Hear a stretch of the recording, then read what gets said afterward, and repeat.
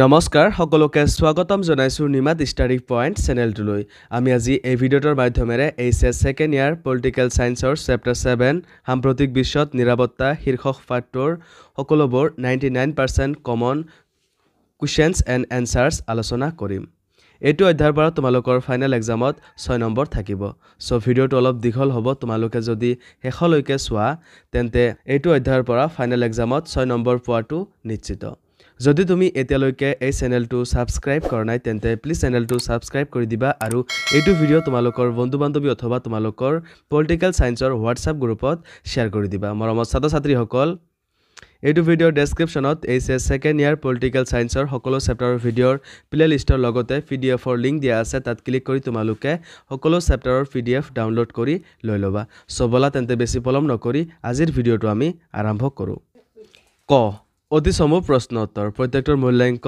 1 number 1 মৈত্ৰী সংঘ বুলিলে কি বুজা এনসাৰ সামৰিক আক্ৰমণ প্ৰতিহত কৰিবৰ বাবে ৰাষ্ট্ৰসমূহৰ মাজত গঢ়ি উঠা সামৰিক মৈত্ৰতাকে মৈত্ৰী সংঘ বুলি কোৱা হয় নাম্বাৰ 2 আভ্যন্তৰীণভাৱে স্থানান্তৰিত লোক বুলিলে কি বুজা এনসাৰ যিবোৰ মানুহে বিভিন্ন কাৰণত বা নিৰাপত্তাহীনতাৰ বাবে দেশৰ চাৰিসীমাৰ ভিতৰত থাকি নিজৰ ঘৰ এৰি যায় তেওঁলোকক আভ্যন্তৰীণভাৱে স্থানচ্যুত লোক বুলি কোৱা হয় কোৱেশ্চন নাম্বাৰ 3 মানৱীয় নিৰাপত্তাই কি বুজায় এনসাৰ মানুহক ভয় ত্ৰাস অভাৱ আদিৰ পৰা সুৰক্ষা দি মানৱীয় মৰ্যাদা সহকাৰে জীৱন যাপন কৰিবলৈ উপযুক্ত পৰিৱেশ দিয়াকেই মানৱীয় নিৰাপত্তা বুলি কোৱা হয় কোৱেশ্চন নাম্বাৰ 4 ভাৰতে পাৰমাণৱিক নিৰীক্ষণ সম্পন্ন কৰাৰ উদ্দেশ্য কি এনসাৰ ভাৰতে পাৰমাণৱিক পৰীক্ষণ সম্পন্ন কৰাৰ প্ৰধান উদ্দেশ্য আছিল ৰাষ্ট্ৰীয় নিৰাপত্তা সুৰক্ষিত কৰা কোৱেশ্চন নাম্বাৰ 5 গোলকীয় ভাবুকিৰ এটা উদাহৰণ দিয়া এনসাৰ গোলকীয় উষ্ণতা বৃদ্ধি কোৱেশ্চন নাম্বাৰ 6 কিহে ধনী ৰাষ্ট্ৰক অধিক ধনী কৰে এনসাৰ জনসংখ্যা হ্ৰাস আৰু উচ্চ জনমূৰি আয় বৃদ্ধিয়ে ধনী ৰাষ্ট্ৰক অধিক ধনী কৰে কোৱেশ্চন নাম্বাৰ 7 মানুহ কিয় প্ৰব্ৰজন কৰে এনসাৰ উন্নত আৰু নিৰাপদ জীৱনৰ সন্ধানত মানুহে প্ৰব্ৰজন কৰে কোৱেশ্চন নাম্বাৰ 8 কেতিয়া পাৰমাণৱিক অস্ত্ৰ নিসম্প্ৰসাৰণ চুক্তি সম্পাদিত হৈছিল এনসাৰ 1968 চনত কোৱেশ্চন নাম্বাৰ 9 প্ৰদূষণ কি এনসাৰ প্ৰাকৃতিক পৰিৱেশ জীৱন ধাৰণৰ প্ৰতিকূলে যোৱা অৱস্থাকে প্ৰদূষণ বুলি কোৱা হয় কোৱেশ্চন নাম্বাৰ 10 ৰাসায়নিক অস্ত্ৰ নিষিদ্ধকৰণ চুক্তিত কিমানখন ৰাষ্ট্ৰই সন্মতি দিছিল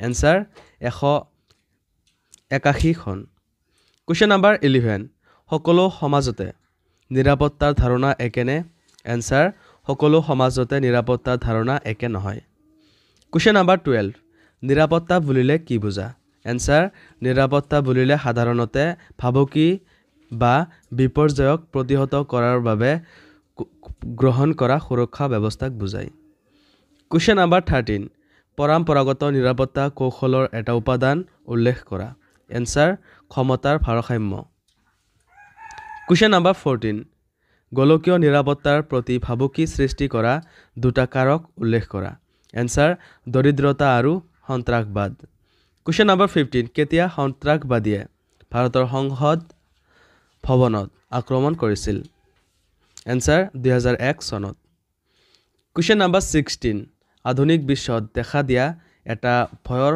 উৎস উল্লেখ কৰা এনসাৰ সন্ত্ৰাসবাদ কোৱেশ্চন নাম্বাৰ 17 আণৱিক শক্তি সম্পন্ন দুখন দেশৰ নাম উল্লেখ কৰা এনসাৰ চীন আৰু ভাৰত কোৱেশ্চন নাম্বাৰ 18 কেতিয়া আমেৰিকাৰ বিশ্ব বাণিজ্য কেন্দ্ৰত সন্ত্ৰাসবাদীয়ে আক্ৰমণ কৰিছিল এনসাৰ 2001 চনৰ 11 ছেপ্টেম্বৰত প্ৰব্ৰজনৰ এটা কাৰণ উল্লেখ কৰা এনসাৰ দৰিদ্ৰতা কোৱেশ্চন নাম্বাৰ 20 ভাৰতে প্ৰথমবাৰৰ বাবে কেতিয়া পাৰমাণৱিক পৰীক্ষা সম্পন্ন কৰিছিল এনসাৰ 1974 চনত question number 21 the anti ballistic missile treaty কেতিয়া স্বাক্ষৰিত হৈছিল এনসাৰ 1972 চনত কোৱেশ্চন নাম্বাৰ 22 অস্ত্ৰ শস্ত্ৰৰ নিয়ন্ত্ৰণ বুলিলে কি বুজা এনসাৰ অস্ত্ৰ-শস্ত্ৰৰ উদ্ভাৱন আৰু সম্প্ৰসাৰণ নিয়ন্ত্ৰণ কৰাকে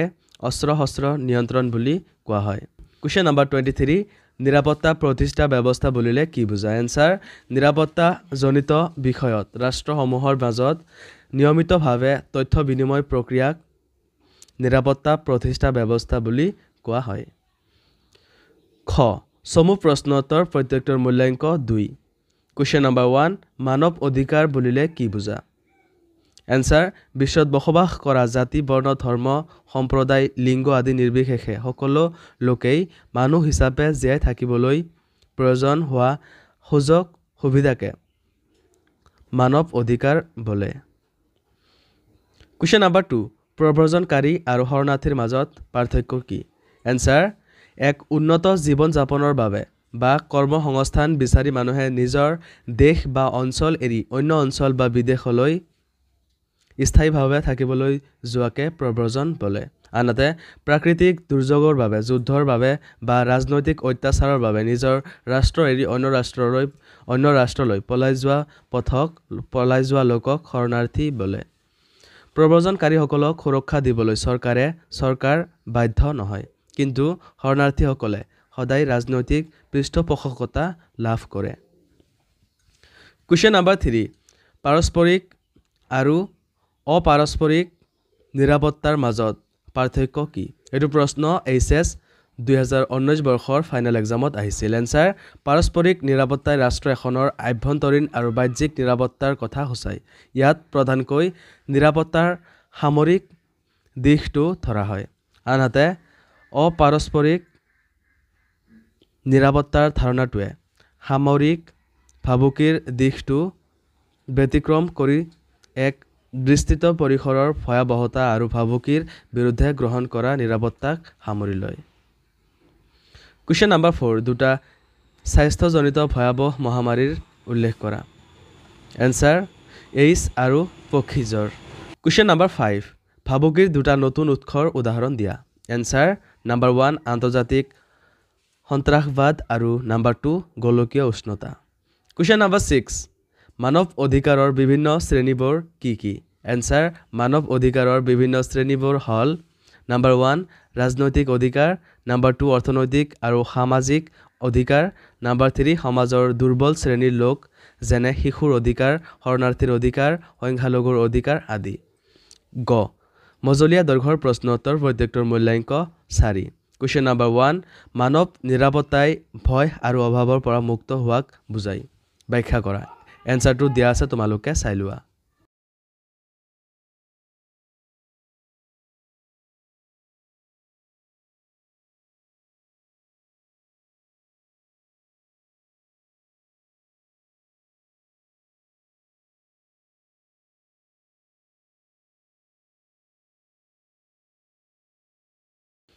কুৱেশ্যন নম্বৰ 2 বিশ্ব দৰিদ্ৰৰ ওপৰত এটি টকা লিখা।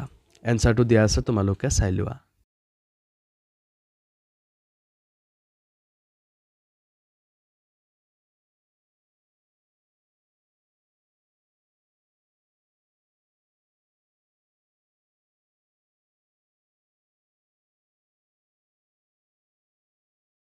কুৱেশ্যন নম্বৰ 3 বহি ভাবুকিৰ পৰা নিৰাপত্তাৰ পৰম্পৰাগত ধাৰণাৰ উপাদান 4টা কি কি? উদাহৰণ দিয়া। এইটো প্ৰশ্ন HS 2022 বৰ্ষৰ ফাইনেল এক্সামত আহিছিল। এনসাৰটো তোমালোকে চাই লোৱা।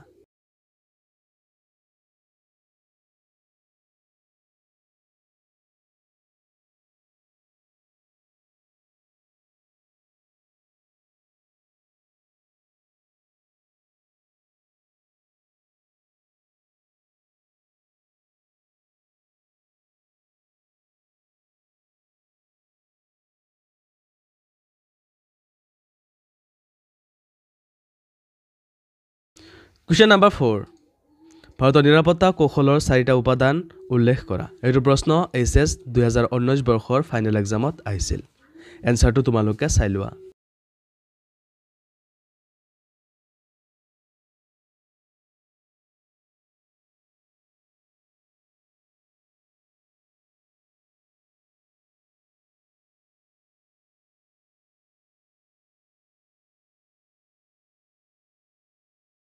কুৱেশ্যন নম্বৰ 5 শৰণাৰ্থীৰ ওপৰত এটি টকা লিখা এনসাৰটো দিয়া আছে তোমালোকে চাই লোৱা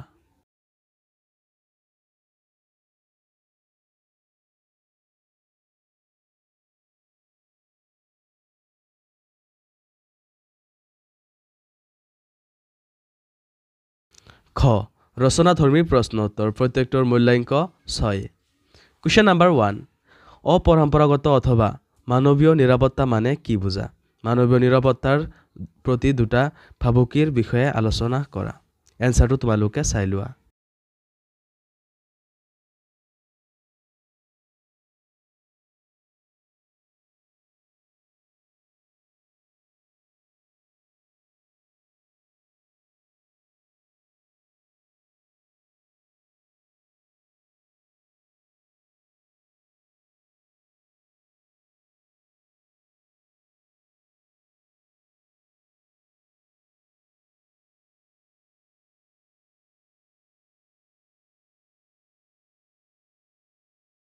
কুৱেশ্যন নম্বৰ 2 সাক্ষৰতাই কেনেদৰে মানৱ নিৰাপত্তাৰ ওপৰত প্ৰভাৱ বিস্তাৰ কৰে আলোচনা কৰা এনসাৰটো তোমালোকে চাই লোৱা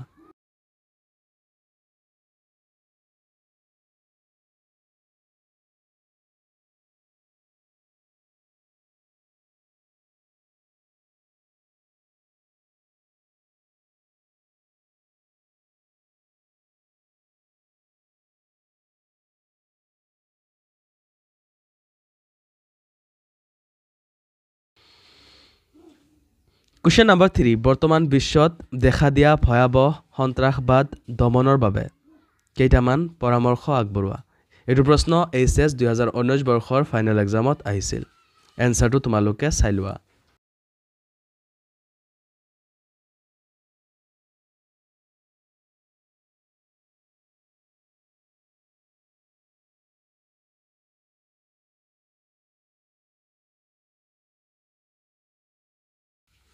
মৰমৰ ছাত্ৰ-ছাত্ৰীসকল আজিলৈ এইখিনিয়ে আশা কৰোঁ এই ভিডিঅ'টো তোমালোকক সহায় কৰিছে যদি ভিডিঅ'টো ভাল লাগিছে তেন্তে এইটো ভিডিঅ' তোমালোকৰ বন্ধু-বান্ধৱী অথবা তোমালোকৰ পলিটিকেল সায়েন্সৰ হোৱাটছআপ গ্ৰুপত শ্বেয়াৰ কৰি দিবা আৰু চেনেলটো যদি এতিয়ালৈকে সাবস্ক্ৰাইব কৰা নাই তেন্তে প্লিজ চেনেলটো সাবস্ক্ৰাইব কৰি দিবা মৰমৰ ছাত্ৰ-ছাত্ৰীসকল এইটো ভিডিঅ'ৰ ডেছক্ৰিপশ্যনত এইচএছ সেকেণ্ড ইয়াৰ পলিটিকেল সায়েন্সৰ সকলো চেপ্টাৰৰ ভিডিঅ'ৰ প্লেলিষ্টৰ লগতে পিডিএফৰ লিংক দিয়া আছে তাত ক্লিক কৰি তোমালোকে সকলো চেপ্টাৰৰ পিডিএফ ডাউনলোড কৰি লৈ ল'বা ধন্যবাদ